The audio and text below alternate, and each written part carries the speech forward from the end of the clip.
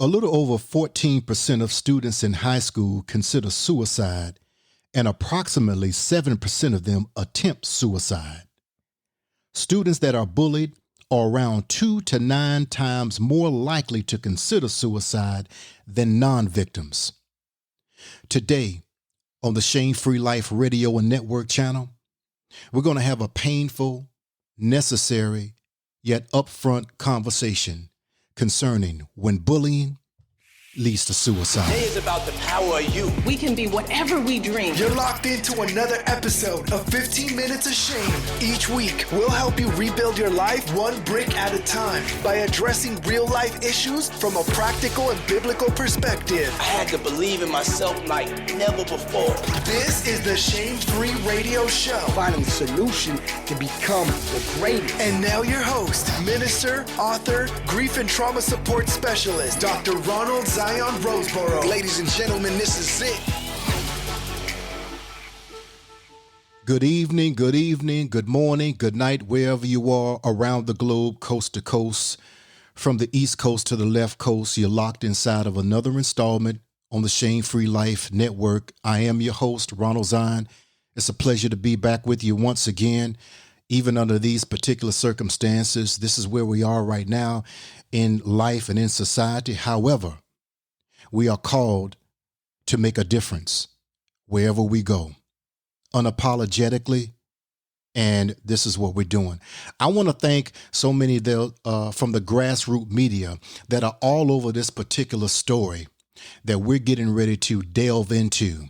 I want to thank Tariq Nasheed. I want to thank Urban X podcast, and of course Lioness Crown, and so many others that are all over this, and I'm over this as well, because this is what we do. We're talking about bullying that leads to suicide. And you already heard the statistics, but I want to put a face to the reality of this statistic. And I want to enter into the room Izzy Tishnor. She's referred to as Izzy. Her name is Isabel Tishnor from Utah. And how her life was cut short at 10 years of age. Not even in the spring of her life, let alone the summer of her life. And she took her life because of the trauma of bullying. You know, as we begin to look at this particular case, that heads need to roll.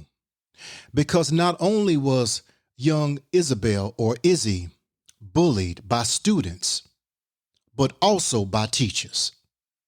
The teachers that are supposed to protect the students.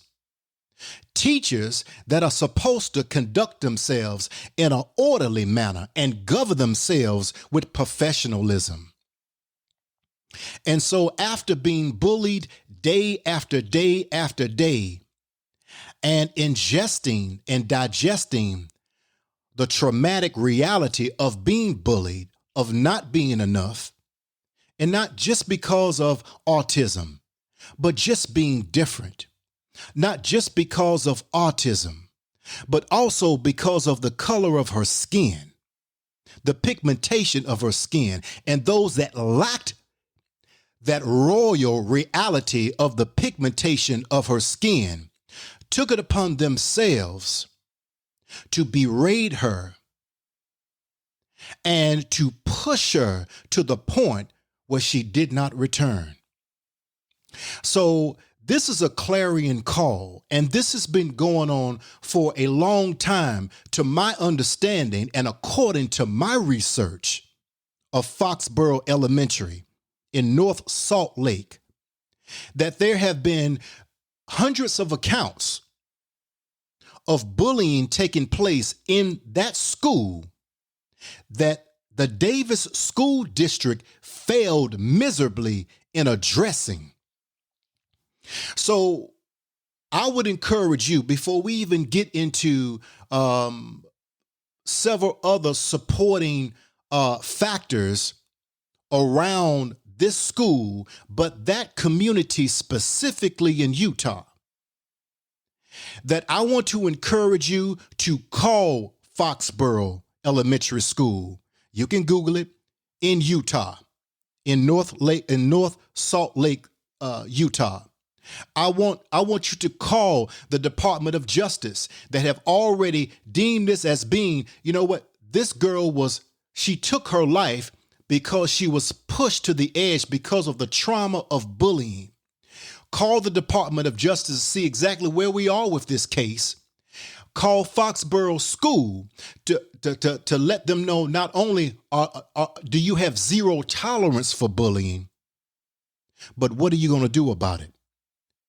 Because we're not going to let this ride. Now, here is this young girl, young, beautiful sister. And I have a problem with injustice. I don't care who you are, whether you're black, whether you're white, whether you're dog, whether you're cat, whatever. But I have a serious problem when it becomes a general practice that is not only condoned, but is justified. And so I want to kind of just walk with me if you can, because even though that we know that bullying goes on every single where, not only in the urban community, in the suburbs, in the rural parts of America, but we also have cyberbullying. We have bullying that's taking place on Facebook. We have bullying that's taking place on Twitter and other type of social media venues and platforms where bullying is taking place, where our youth are losing their lives by taking their lives. Not even on the planet to walk in their purpose, to fulfill it, that everyone can reap the benefits of their presence. Now their presence are no longer here. But I want to talk to you about the community specifically, since we've put a face on this bullying and the suicide as a result of the bullying that was trauma induced. Now, when we talk about the dynamics of trauma, and this means a lot to us as it relates to the shame-free life and dealing with trauma recovery coaching, that trauma has so many different characteristics, just to name a few. I mean, there's sleep deprivation. I mean, there's depression, low self-esteem, self-hatred, self-rejection, mutilating, cutting oneself. And so when we look at these dynamics, it is a perfect storm, not perfect in the in the sense of greatness, but a perfect storm or recipe for a suicide to take place. Now, I want to again look at that specific community in Salt Lake, Utah. And I want to talk about the entire state of Utah. That I wonder how many individuals that are there. And I want to set this disclaimer before anybody try to take anything and run. Because if we have hundreds of cases of bullying taking place in that particular school district, Foxborough being within that school district, of people of color, black people, Latinos, etc., Native Americans, there seems to be a serious problem. A serious cultural problem in that particular, not just community, but in that particular state. So when we look at the backdrop, I wonder how many of those individuals that call themselves God-fearing or believers, servants of God, that are either participating in the bullying of these children that lead to self-mutilation, self-hatred, self-rejection, or ultimately suicide, or how many of these so-called God-fearing people that are sitting back seeing it take place, witnessing it, but saying absolutely nothing. I say that if you are silent, then you are the worst perpetrator. So many of these people within these school districts, they call themselves Mormons. Okay? They call themselves Mormons. And the founder of the Mormon religion, of course, is Joseph Smith, who many refer to him as a so-called prophet, who had these wild, grandiose dreams of speaking one-on-one with the Most High, though he claims in the Book of Mormon.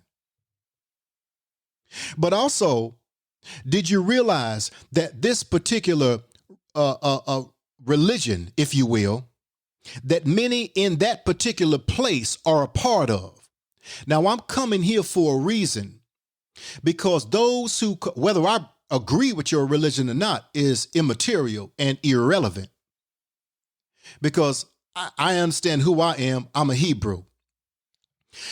But for the sake of the conversation, since the Mormons are all about doing right, since the Mormons are all about family and promoting family values, where are you on this?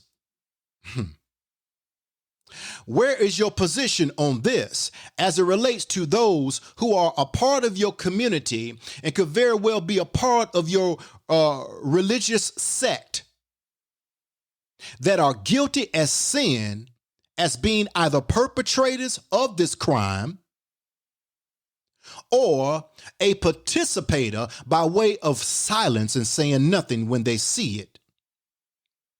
So when we look at the life of Joseph Smith, who by all intents and purposes proved to be out of his mind, yet claimed that he had these revelations of God. But a lot of people don't realize that he was not only a Freemason, but he founded the Masonic Lodge in 1842 in Nauvoo, Illinois. And he also incorporated Freemasonry into the Mormon religion, that you can go into the Mormon temple and see the all-seeing eye of Horus. You can also see their handshake, the Mormon handshake, which is identical to the Freemasonry handshake. He also incorporated a lot of dark sorcery into the Book of Mormon that is not an alternative to the Bible, so they say, but is a supplement. So here is the backdrop of the founder of this particular religion that carries a huge population in the state of Utah. So again, if you are about family values, if you are about promoting family, if you are about doing what's right, my question is, since this is the pervasive religion in your state, in your city, in your county, in your community, what are you doing about this? Since this has been going on long before young Izzy Tishnor took her life. These accounts of bullying have existed in manifold proportions, yet nothing has been done about it. Not one thing. So now we have a life that was taken, and now everyone wants to do damage control. But on the Shame Free Life Network, we're not doing any damage control. Now we bringing receipts, and we bringing that heat. Now I want to play something for you as it relates to the Book of Mormon, not necessarily the Book of Mormon, but just the Mormon's belief system. Because there's methods to, and there is no method, no madness. There's just methods to my greatness that the Most High has downloaded. Because if these type of bullyings have existed for quite some time, affecting black children, affecting brown children, affecting red children, there is an underlying a belief system that promotes this kind of behavior and to justify it as being right when it is dead wrong. So we're going to take a look right after we have this, or listen rather, right after we have this this commercial break, and we're going to jump right into what do the Mormons believe that is the pervasive religion in that community, in that county, city, and state that would give us an understanding of why they believe that taunting, that abusing, misusing black children is okay when it is far from okay. Let's just take a break. We'll be right back. Have you considered continuing your education? Or do you find yourself like so many, sidetracked by life, fear, or maybe even excuses? Well, I've come to tell you that there is absolutely no perfect time than right now. Time is ticking away. So get your degree today. Rehoboth International Bible College is an accredited university designed to meet your higher biblical education needs. Simply go to RehobothInternationalBibleCollege.com or call 866-235-0812 extension 0. You are an investment, so it is past time for you to reap the dividends. Rehoboth International Bible College. All right, now we're back. So let's jump right into it as far as facts about what do the Mormons believe. Let's cue this up and let's check this out so we can have a greater understanding. I'm not saying acceptance or tolerance at all, because we don't tolerate wickedness, but we promote justice. And so let's just dive right into this. I'm going to cue this up so we can take a listen. Taught racism against blacks for nearly 150 years. It taught that there was a rebellion in heaven between Lucifer and the Council of the Gods. There were 3 groups of spirit children involved in this conflict. One sided with Lucifer, one sided with the gods, and the third remained neutral. Those that remained neutral gained the displeasure of God the Father, and as a result were cursed to be born with black skin here on earth. This excluded black Mormons from holding the LDS priesthood position or entering the Mormon temple. Brigham Young, the second and so-called prophet of the LDS Church, even went so far as to say that the penalty for bearing interracial children is death. However, because of this racist teaching, the LDS Church experienced heavy political pressure. Therefore, on June 8, 1978, LDS President Spencer W. Kimball, after spending many hours in the upper room of the LDS temple, supposedly received a revelation from God and claimed that God had removed the curse. All worthy black men could now receive the priesthood. Now, isn't this amazing? There you have it. The LDS call themselves Church of Jesus Christ Latter-day Saints. They go with that title instead of the Mormons because of obviously how the Mormon was founded. I always heard that wherever a tree falls, that's where it lies. Right there, in that spot. So you can change the name of a movement, but if the foundation is still the same, then regardless of the name change, that is your identification. You are a racist. You are a devil, though you claim to be an angel, but you are a demon. And so we have it here that the very premise and the principles, moreover, the foundation of the Mormon religion is rooted and grounded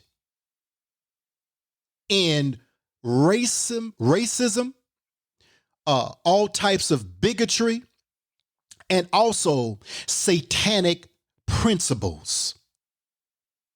And so therefore, so now I can understand why you would think that abusing children, harassing, taunting, bullying children that are black is okay with you, because your very principle and foundation from your demon prophet Joseph Smith says that black people are cursed and they have no souls. This is the same demon that said that Yeshua, Jesus, and Lucifer are brothers. God today. You mean to tell me that your belief system says that Yeshua, HaMashiach, the Messiah, is brothers with the devil? Well, I say that you are the devil. And so to have that kind of belief system ingrained in a systemic religion, that black people have no souls and that black people are cursed, and and that was a foundational belief for 150 years, passed down from generation to generation through practices and belief systems that were enacted not only in religion, but also some of the same individuals through legislations. Because we understand that they have a strong hold not only on religion, but also on legislation. And now we see also when it comes to education. So therefore, again, to have that kind of belief system about black people, bullying a black child that would lead to her suicide is such a small thing to you.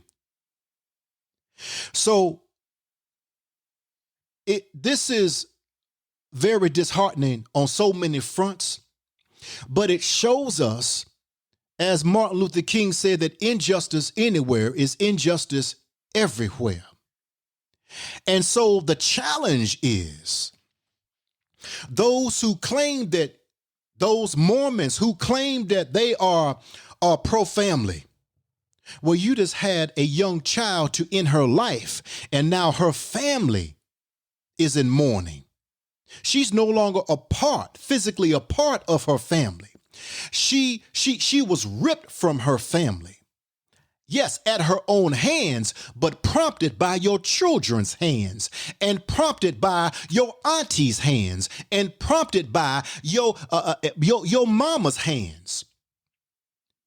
And so, therefore, it's incumbent unto us to understand trauma, to be able to diagnose it, but also to put a stop to it.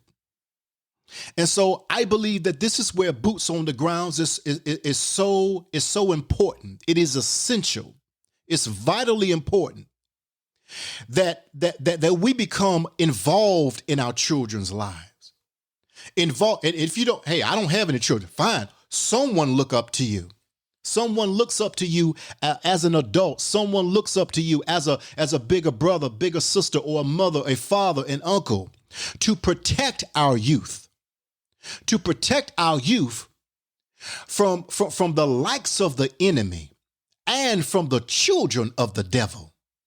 So I'm not going to fall for that. Well, listen, the burden falls on the community to help. No, on everyone, because that educational system, the Davis School District, failed Izzy. The entire staff failed Izzy.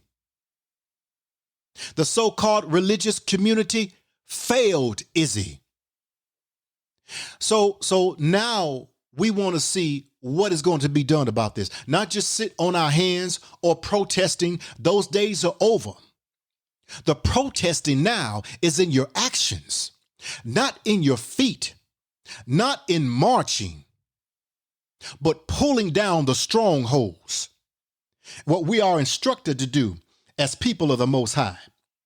Because it's right here in Scripture, in Proverbs 13 and 23, that the fallow ground of the poor yield much food, but it is swept away through injustice.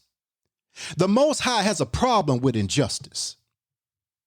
Yehoshua himself, Jesus, had a problem with injustice, and that's the reason why he met it head on, rebuking the demon-like Pharisees. So those of us who say that we follow the same protocol and principle from the Most High, then we ought to have the same mindset. And so again, I encourage you, I encourage myself, pass this along to someone. Don't let this broadcast just be another broadcast. Pass it along to someone that we must be advocates for our children. Pass this along to someone that, listen, there's just some things that we're not going to tolerate.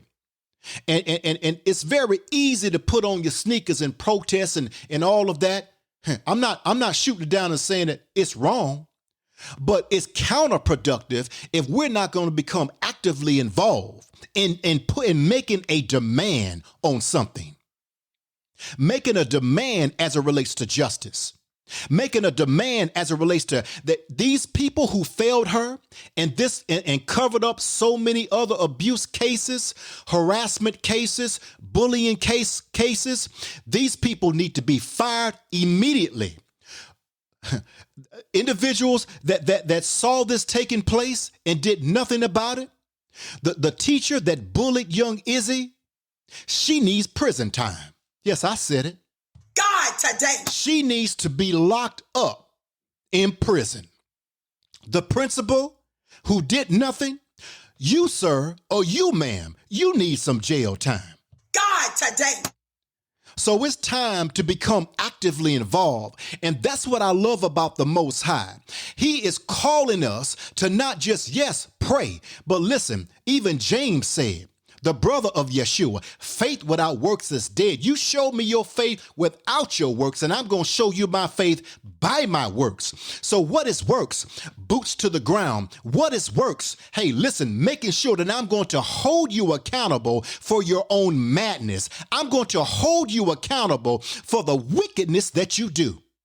Because I am commissioned by the Most High to pull down every vain imagination and to pull down strongholds. And your stronghold over the community, your stronghold over the school system, your stronghold over legislations, your stronghold as it relates to covering up wickedness is over. And before we head out, we have another commercial break, and we're going to get right back to it. Have you ever felt alone and life is out of control? Perhaps like a sailboat at sea in the midst of a tsunami. Well, you're not alone. Here at the Shame Free Life, LLC, we offer services in trauma recovery, crisis intervention, and empowerment coaching. We operate in integrity, confidentiality, empathy with coaching ethics.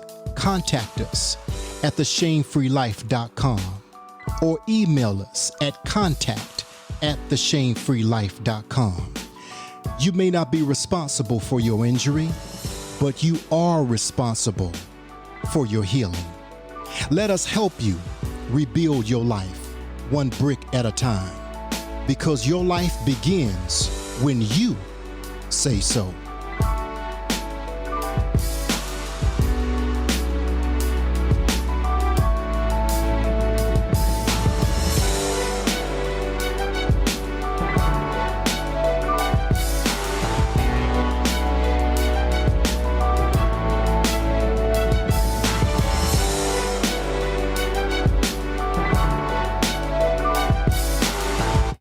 Trauma is so real. It is so real and it is so raw, especially when you're dealing with complicated grief.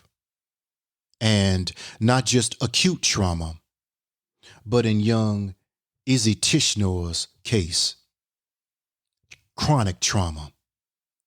Trauma that lasts for a long time. Can you relate to me? Can you relate to something that happened to you that was very traumatic? Perhaps it was an acute trauma. We're still painting a picture of young Izzy Tishnor, excuse me. Have you ever been in a car accident? Let's just use this as a classic example. A car accident that was very violent. A car accident that sent you to not just the ER, but the OR. Perhaps you were in a coma. Perhaps you had multiple surgeries. Perhaps you found yourself in critical condition, not expecting to make it. But the Most High said, not so. I still have something for you to do. But even though you were taken out of the OR, taken out of a critical situation and placed in a regular room, you still had rehabilitation before you. You were placed in rehab. So now you have physical therapists.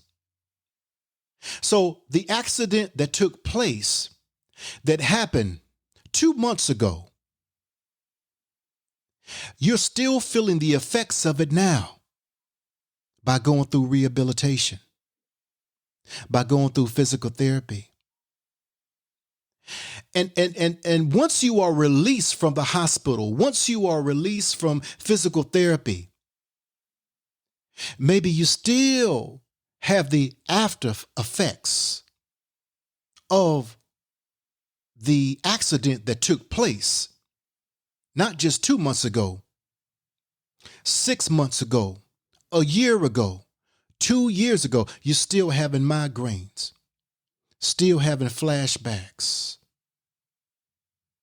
still having sleepless nights, sleep deprivation. So what is that? That is trauma. And so that's chronic trauma that came out of an acute trauma. The acute trauma happened instantly. I mean, just instantly, the car accident. But that trauma carried over into months, into years, and beyond. So this is why it's so important for us to become involved in the affairs of one another, to make sure one another that we're okay, and to check someone that is responsible for evoking, promoting trauma in the life of someone else. And finally, I say this and I digress. It's just amazing to me. And I don't make any apologies or anything that I say. I say what I say, and that's that. I say what I mean, and I mean what I say. There it is. And what? And we back it up by scripture. But isn't it like religion? Isn't it like religion to come up with a satanic doctrine of where you look down on others and you classify others who don't look like you as being cursed, as not having a soul, as being subhuman? Isn't it like religion to use this as a platform of supremacy? Well, in fact, they are inferior themselves who do this, who practice this, who believe this. So, until next time, I always say it, I will continue to say it. Your life begins when you say so. And I want you to be the light in the midst of darkness unapologetically. Thank you for joining us on the Shame Free Life radio show for 15 Minutes of Shame. Follow us on IG and Twitter at Shame Free Life. For information on promoting your business with us, contact us at theshamefreelife@gmail.com. Until next time, your life begins when you say so.